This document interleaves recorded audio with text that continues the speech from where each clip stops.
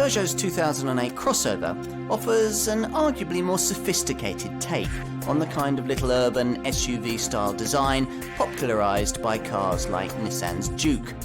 Supermini-based, it offers all the advantages of that compact runabout you were thinking of, together with added space, style and poor weather drivability you probably never expected to be able to enjoy on a small car budget.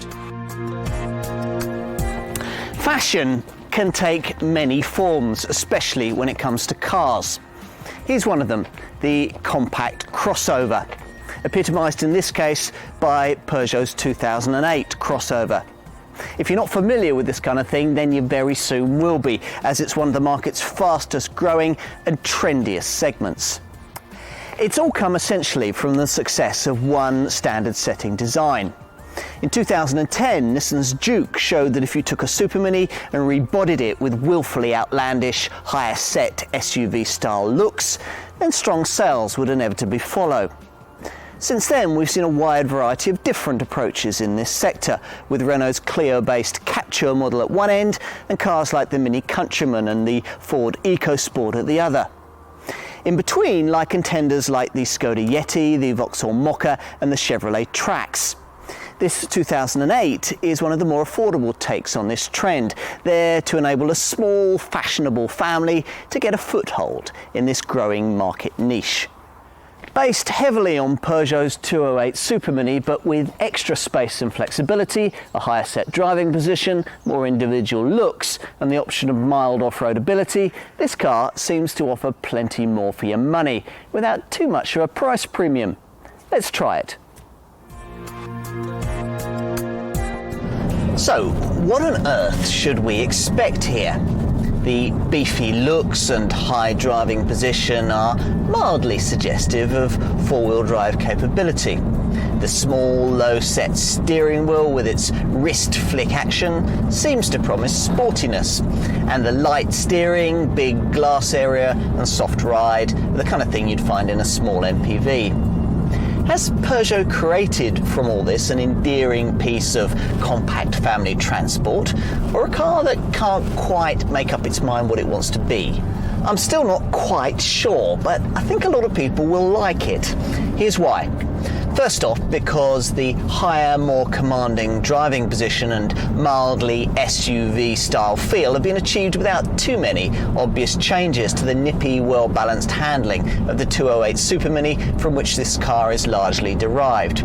That's assuming you don't go throwing the car about too much. If you do, then the 96mm taller body of this 2008 makes itself felt with a bit of extra body roll. Nor is corner turn-in when you're pushing on particularly sharp, but then it really is on this class of car, and it certainly helps that there's plenty of grip. At least the way the cabin's figured makes you feel sporty, in a slightly counterintuitive way, given that you're perched up a few inches higher than the norm. It's all down to a layout lifted direct from the 208 that sees you grasping the smallest steering wheel you'll find this side of a supercar.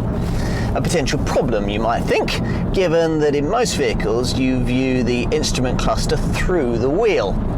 Here though, you don't have to, for the instrument pack has been moved to sit up above the wheel, as it would do in, say, an MPV. The end result might not suit everyone, but I like it, for it enables you to keep an eye on the dials without taking your attention from the road. No need then for pricey head-up displays. Onto engines. You may think that a three-cylinder unit, just 1.2 litres in size, is a little small to be powering anything attempting to be as many things to as many people as this car is. But if you fuel from the green pump and you're a potential 2008 purchaser, you'd better get used to the idea, since virtually the entire petrol power plant lineup is based around a unit of exactly that configuration. There's an 82 brake horsepower normally aspirated version of this engine at the foot of the range, powering you along more willingly than you might expect, thanks to a notably low curb weight of only just over a tonne. 62 miles an hour is 13.5 seconds away from rest, en route to 105 miles an hour. But you have to rev the thing quite a lot to achieve those kinds of figures, which might become wearing on longer trips. If that's the case, then pokier petrol power or a diesel might suit you better. This car was launched with an old tech 120 brake horsepower 1.6 litre VTI petrol unit, but Peugeot's plan was always ultimately for higher output petrol requirements to be mainly served by supercharged THP 110 and 130 bhp versions of the 1.2 litre VTI. Most British buyers, though, will probably be more likely to opt for a diesel like the one I'm driving here. An older 68 brake horsepower 1.4 litre HDI unit heads up this part of the range, but it needs nearly 15 seconds to get to 62 miles an hour, can't break the 100 miles an hour marker, and doesn't have stop and start to assist its frugality. Better then, if funds allow, to stretch to the 1.6 litre eHDI engine that most will choose in the 92 brake horsepower guise I've got here, with 62 miles an hour 12.8 seconds away en route to 113 miles an hour. If that's not enough, then there's a 115 brake horsepower version of this unit available with a 6 rather than a 5-speed gearbox, able to improve those figures to 10.4 seconds and 117 miles an hour, and also offering the option of a semi-automatic EGC transmission that slows the car and can be jerky to use, but offers more efficient returns. That leaves only the question of off-tarmac prowess. Yes, despite the fact that there's no four-wheel drive option on this car, you do actually get some, provided that you specify one of the more upmarket trim levels that come complete with Peugeot's proven grip control system. By braking a wildly spinning front wheel, this setup works with the standard ESP stability control program to transfer torque to the tyre with the most traction. And this, along with standard mud and snow tyres, is enough to enable negotiation of some surprisingly sticky situations. True, with only 165mm of ground clearance, it won't ultimately enable this car to go any further than its compact crossover counterparts off-road, but it'll certainly give you a useful advantage on slippery forest trails or on country lanes during the next snowy snap. Control of the setup is via this rotary knob down here by the handbrake, which offers dedicated modes to deal with either snow, mud or sand, or indeed to turn off all the electronics completely, as you might want to do, for example, when braking on gravel or slush, when locked up wheels can actually build a little buffer in front of them to help you stop. Now, this isn't one of those willfully ostentatious small crossover models.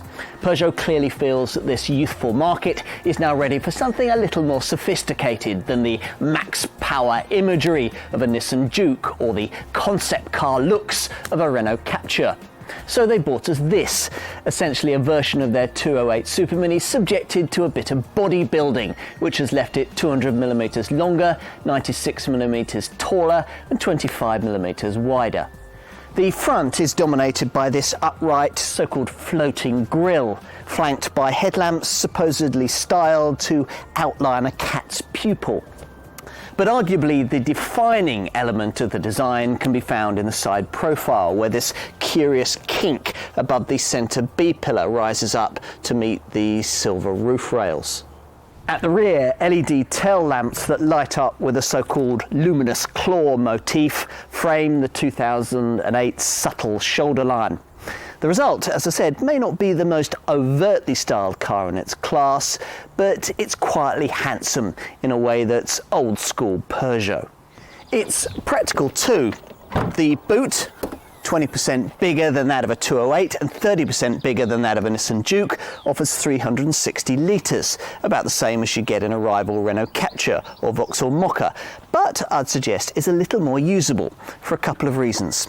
First, the usefully low 60cm loading lip, trimmed with a brushed stainless steel protector. Second, the way that the 60/40 split folding seatback goes down completely flat to reveal 1,194 litres of space, and is trimmed with 5 rails that make sliding objects forward that much easier. 6 chromed hooks allow objects to be tied down, and there's a 22-litre underfloor compartment to keep valuable items away from prying eyes. And rear seat accommodation? Well, it's best to remember that under the skin, 67% of this car is identical to the 208 Supermini it's based upon, and that includes the wheelbase. So despite the fact that this 2008 crossover is longer, wider and taller than its donor car, the cabin space it offers isn't ultimately that much different. Nor do you get the kind of sliding rear bench Renault offers on its Captur model to improve things. What it all means is that two adults, even a couple of 6-footers, will be reasonably comfortable, but three will be a bit of a squash. It's all a lot more spacious though than a rival Nissan Juke, and feels particularly light and airy with this top spec panoramic glass roof. Which brings me to the thing that will really sell you this car, the upfront cabin. There's nothing else in the class that can approach the quality feel that you get here thanks to innovative design. Things like this aircraft style handbrake and a careful choice of materials, finished with classy touches like these satin chrome highlights. Upmarket trim levels like this one feel especially nice with beautiful roof lighting, this stitched soft touch dash and LED backlighting surrounding the head-up dials. You view them over the top of this tiny steering wheel, the adjustment of which takes a bit of fiddling around till you get it to the point where it doesn't obscure your view of the gauges.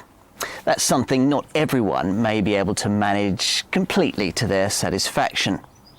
For most though, the benefits will be well worth having, the wrist flick steering feel and the dials being much closer to your line of sight on the roadway ahead. The other innovation here is this, what looks like a tablet PC attached to the fascia. It's standard on all but the very basic trim models, and as you ascend the range, more and more features are built into it.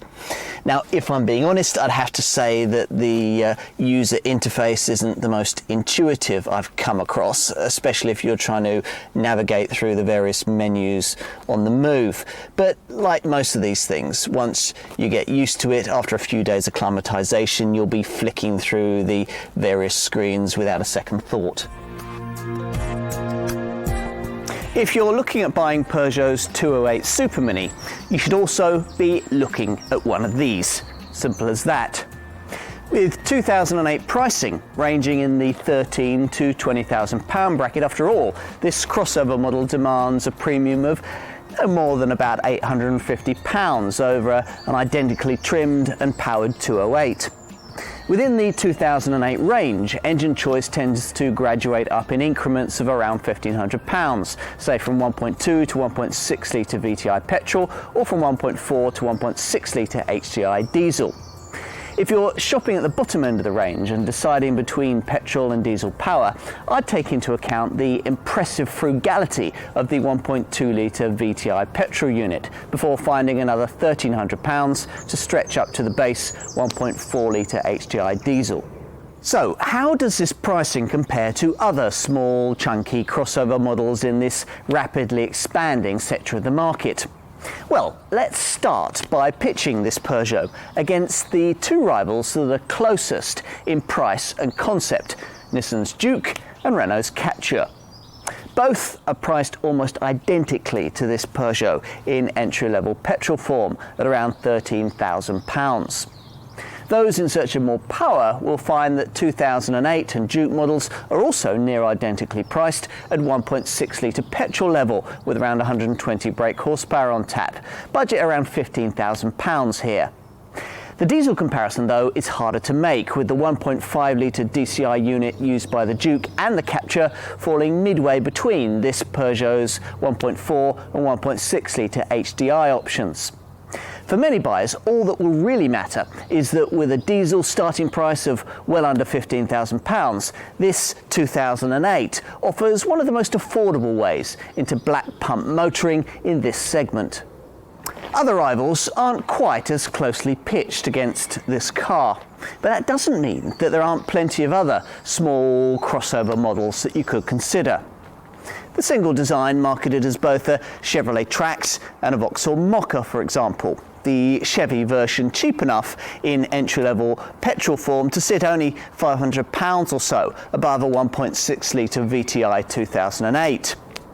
A base petrol Mokka costs much more than that, and both these two cars will set you back a fair bit more in diesel form than even top HDI versions of this Peugeot. And other potential options that would net you a similar kind of compact crossover-y style model? Well, if you're shopping at the bottom of the 2008 range, you could conceivably also consider something like a Fiat Panda Trekking, but that's a slightly smaller car.